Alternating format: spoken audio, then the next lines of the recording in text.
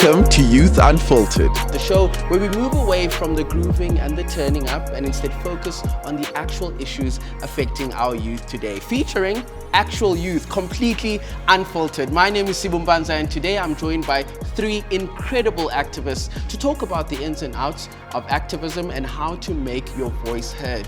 Please help me welcome Rita, Ntlavu, and Refilwe. Thank you guys so much for coming on the show. Guys, I love a good success story. Rita, do you know of any examples, some successful examples of youth-driven initiatives? The first one that comes to mind for most people is the most recent, very, very big youth-driven initiative was the Fees Must Fall movement. Yes. Because people saw that we as youth are capable of driving policy changes, changing the trajectory of the country. I agree with Rita. I'm also proud to say that when the protests were going on, I was in grade 11, and I saw all of this happening on social media, but I was a product of free education when I went to Tux in 2017. And I think another initiative that stood out for me was the hashtag Am I Next and hashtag SA Shutdown movements when Uyinene Mkhotyana was murdered in Cape Town. With little to no resources, students went to Parliament and demanded change against gender-based violence. So I think that stands out for me because I also then realized the power of social media in driving change. And I love that young people started to realize that they can use that as a positive tool to spread awareness, because Uyinene was then found days later because of how big the movement was.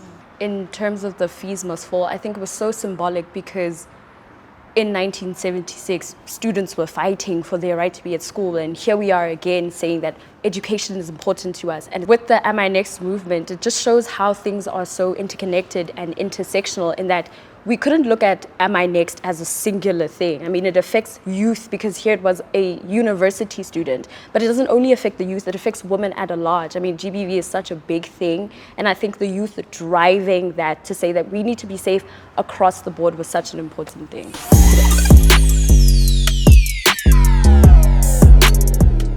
Social media is a very good way of getting your message across, and everyone can literally voice their voice and be heard. Properly managed, social media can actually spread messages across, but then at the same time, we need to be present, we need to engage, because just being keyboard warriors won't really help us.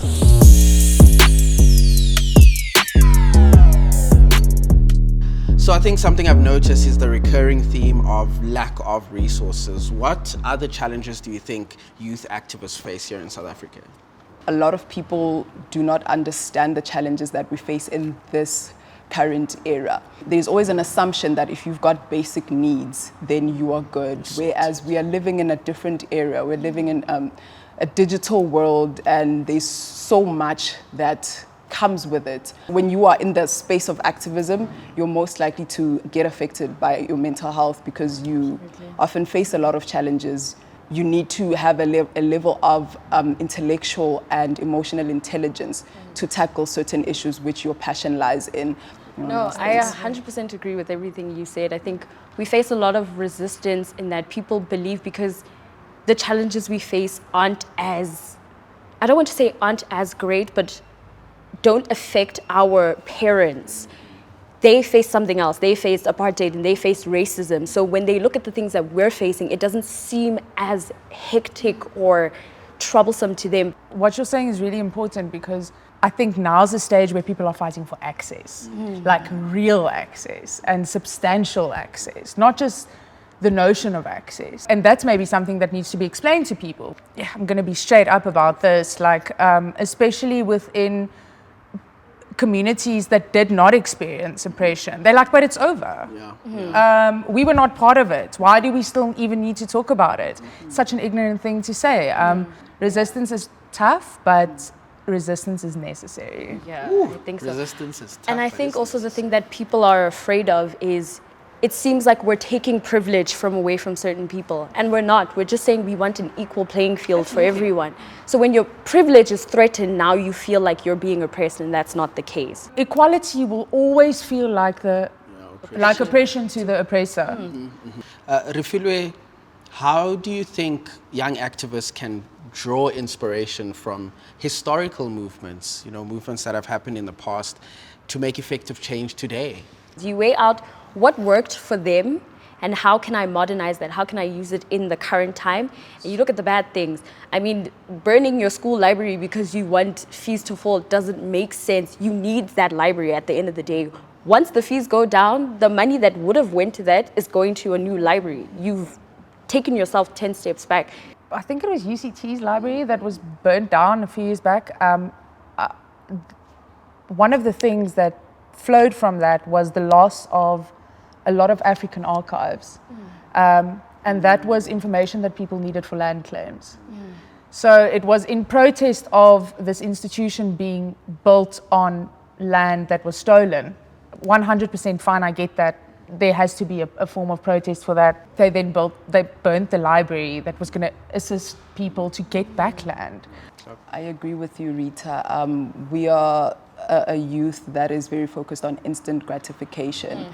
And I have reaped the benefits of things which people in the past have fought for. And we need to come to terms with the fact that we are fighting for a bigger cause than what is right in front of us.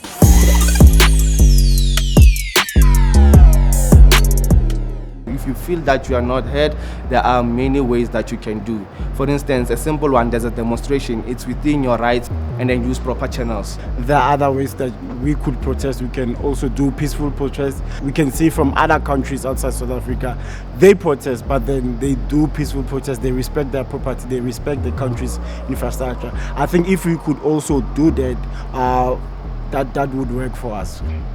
First of all, I don't believe in violence, so I don't think it's a good thing to be going about destroying places or whatever. I don't think it's a good thing. I mean, you destroy it today, tomorrow you're gonna need it.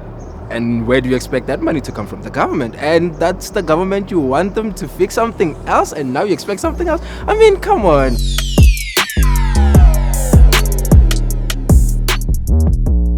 So we've arrived at my favorite part of the show, the part where we get to cancel a thing or a concept with the topic at hand. I will start. I would love to cancel the idea that just because somebody says something to you that makes you uncomfortable or does something that makes you uncomfortable doesn't mean they're being controversial. Yeah, I agree with that. I'd like to cancel the notion that just because you are pro something, you are anti the opposite. Ooh, that's good. Very good. Just because you're pro-black doesn't mean you're anti-white. Just because you're pro-gay doesn't mean you're anti-straight. I think that's why people are scared of activism, because they feel like they're going to be pushed into a box, or I associate only with a certain idea or notion. I feel like it's something important to cancel. I want to build up on what you just said. I'd like to cancel the idea of us versus them. Because when you advocate for something and build the idea that, oh, you're not for another thing, then automatically there's an us versus them. And that needs to be cancelled. I'd like to cancel two things. Firstly, misinformed activism. Please don't go spewing lies and telling people this and that when that's actually not the case, because now people don't want to stand up and fight because they feel like, actually, if we fight, we're doing this. No. And dispassionate activism. Be passionate about what you're trying to change. Be focused, be driven, be disciplined, be inspired by making change, because that's the way revolution comes. If we're all sitting at home just tweeting, yeah, men are trash, then what? Yeah, fees must fall. Okay, the fees haven't fallen yet. So be driven, be ready to stand up and be like, I'm an activist and this is what I'm doing. So,